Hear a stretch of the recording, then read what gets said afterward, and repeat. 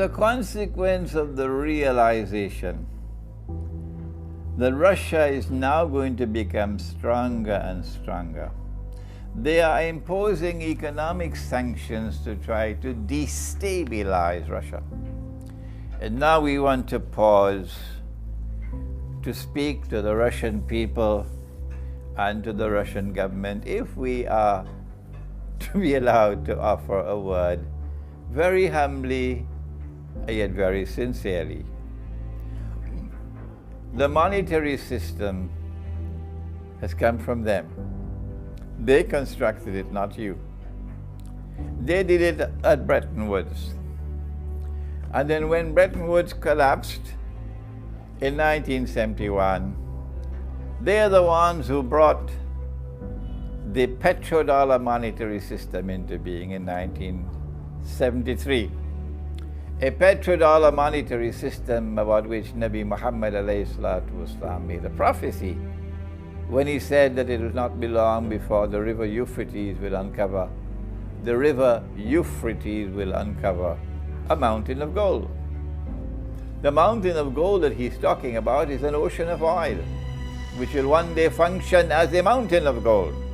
An ocean of oil which will one day function as a mountain of gold. That happened in 1973, when the Saudis were persuaded by Kissinger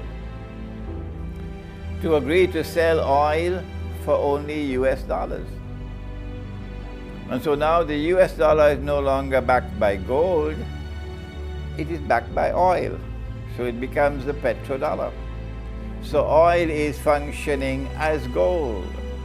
That seems to be a little bit too difficult for the Salafi to understand. But perhaps one day understanding will come, inshallah. The petrodollar monetary system is built as an inbuilt mechanism which allows them to attack any currency they want. And all they need is a camouflage to camouflage their attack. They did it with Robert Mugabe in Zimbabwe, with his Zimbabwe dollar. They're doing it now with the ruble. And what they did is to use Saudi Arabia to pump more oil into the market to bring down the price of oil. But they didn't need to pump more oil. They're able to manipulate the market, to take the price up when they want, to bring it down when they want. They do that with gold all the time. So they do that with oil. And they're bringing the price of oil down. It is so shamefully naked what they're doing, in order to sabotage Russia, so that the Russian economy would reel. As the Russian ruble falls in value, Russian prices will go up. It's called inflation. And as the prices keep on going up, the people will become discontented, they will lose favor, the government will lose favor with them, and then you'll have the rioting and so on. You'll have the people demonstrating, which is what they want. They want to bring down the Russian government, and they're using this rotten mechanism of inflation. And so we have a word to share with the Russian people and with the Russian government. You cannot beat them at their game. Venezuela, we say the same thing to you. You can't beat them at the game. Bolivia, we say the same thing with you. You can't beat them. Algeria, are you listening to me? Algeria, are you listening to me? You cannot beat them at their game. Where is the Algerian money today? The only way you can insulate yourself against this venomous attack of inflation, when they attack your money and the ruble is falling in value. I was in Moscow last year, June, and the ruble was trading at about 33 rubles to $1 US, which is already bad. And now the ruble is more than 50, maybe going up to 60 or so, which is shameful, disgraceful, because it's going to lead to inflation. And inflation is going to lead to public discontent. And public discontent is going to lead to demonstrations. And demonstrations are going to lead to regime change. So then what should you do? How do you get out of this trap? They laid for you. You don't solve the problem by the State Bank of Russia intervening in the market to try to prop up the ruble. That won't succeed. The answer from Islam, and we offer these words to you with some embarrassment because our own governments won't listen to us. No. Not even the Iranian government would listen to us. The answer is to do what many states in the United States have already done.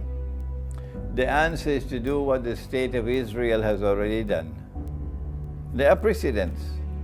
Namely, you make gold and silver coins legal tender. That's all. Make gold and silver coins legal tender. Russia has enough gold to mint the coins. And when you make gold and silver coins legal tender, the implication would be any shopkeeper would have the right, would have the obligation to accept gold and silver in payment for goods. Any worker will have the right to ask for his salary to be paid to him in gold and silver. And as the Russian people see that gold and silver is storing value and holding value, it has integrity as money, it has intrinsic value which is stable. Whereas the ruble is constantly falling in value. The good money will eventually replace the bad money. And as more and more people hold on to the good money, the money which is solid money, which is halal money, inflation disappears. There's no such thing as rising prices except on the basis of demand and supply. These are gentle words that we share with Russia. Now, for Russia's tryst with destiny. The Prophet, Allah's blessings be upon him, spoke about the Malhama, or the Great War. He said, Umranu Bayt al-Maqdis Qarabu Yathrib, that when Jerusalem is built up and flourishing, look to Medina to see when will Medina be lying in ruins, in forlorn dissolution. Kharabu Yathrib Khurujul Malhama, when Medina is lying in ruins. Is it ISIS which is going to do that?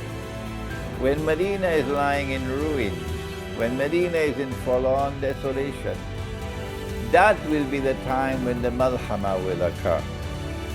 We are now on the doorstep of the Malhama. It is inevitable that Russia will be attacked. Inevitable. It's just a matter of time. And that will be the Malhama because it's going to be nuclear weapons. How do we know it's nuclear weapons? Because the Prophet said they will fight over that mountain of gold. And 99 out of every 100 would be killed. That can't be conventional warfare. 99 out of every 100 being killed has to be nuclear warfare. And there could only be one nuclear war in history, only one. So the Malhama is the nuclear war that is coming. We know it's coming because our Prophet prophesied it. In a hot war, is the U.S. dominant? Я думаю, что никто бы не пережил.